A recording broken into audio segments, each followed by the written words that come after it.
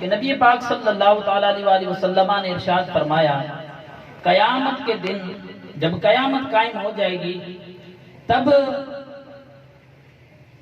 مخلوق کے لیے کوئی سایہ نہیں ہوگا درکار، کوئی بھی سایہ نہیں ہوگا۔ ابھی بندے کو گرمی لگتی ہے تو کمرے کے اندر چلا جاتا ہے، پنکھے چلاتا ہے، اے سی چلاتا ہے۔ قیامت کے دن آقا صلی اللہ علیہ وسلم نے ارشاد فرمایا عرش کے سائے کے سوا سایہ نہیں ہوگا، اور جو عرش ہے اس کے سائے میں وہ لوگ ہوں گے، تین لوگوں کا بیان فرمایا آقا صلی اللہ تعالی علیہ وسلم نے۔ پہلی بات آقا صلی اللہ علیہ وسلم نے ارشاد فرمایا وہ شخص قیامت کے دن عرش کے سائے میں ہوگا جس نے میرے امتی کی تکلیف کو دور کیا۔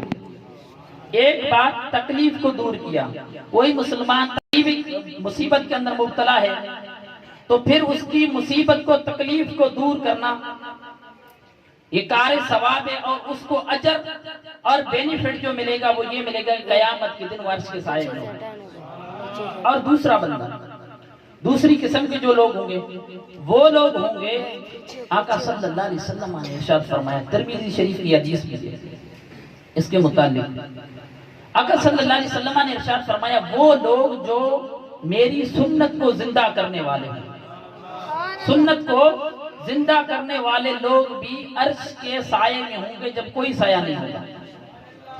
اور تیسرے لوگ وہ ہوں گے نبی پاک صلی اللہ تعالی علیہ وسلم پر کثرت سے درود پاک پڑھنے والے۔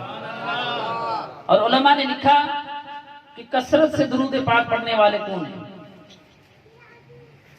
کہ کثرت سے درود پاک پڑھنے والے وہ لوگ ہیں جو 313 مرتبہ دن کے اندر درود پاک پڑھتے ہیں، وہ کثرت سے درود پاک پڑھنے والوں میں شمار ہیں۔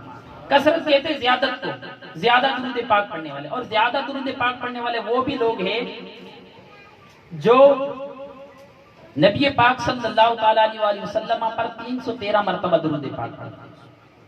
تو آج اس مجلس سے یہ بھی عہد کر کے اٹھیں گے انشاءاللہ نبی پاک صلی اللہ علیہ وسلم پر درود پاک پڑھیں گے، اور ان تینوں کاموں کو پلے باندھ جائیں کہ مسلمان کی تکلیف کو دور کروں گا۔ میرے ساتھ بولیں، نبی پاک صلی اللہ علیہ وسلم کے غلام پر، عاشق پر کوئی مصیبت ہوئی تو اس کی مصیبت پر تکلیف دور کرنے کی میں انشاءاللہ اس کی مدد کروں گا، اس کا تعاون کروں گا اس کے ساتھ۔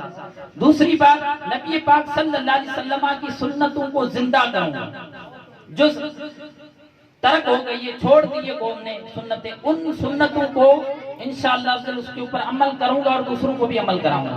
دو باتیں۔ اور تیسری بات یہ ہے کہ نبی پاک صلی اللہ تعالی علیہ وسلم پر کثرت سے درود پاک پڑھوں۔ جب یہ تینوں کام کر لیں گے انشاءاللہ عز و جل، اللہ تعالی ہم سب کو عرش کا سایہ نصیب فرمائے۔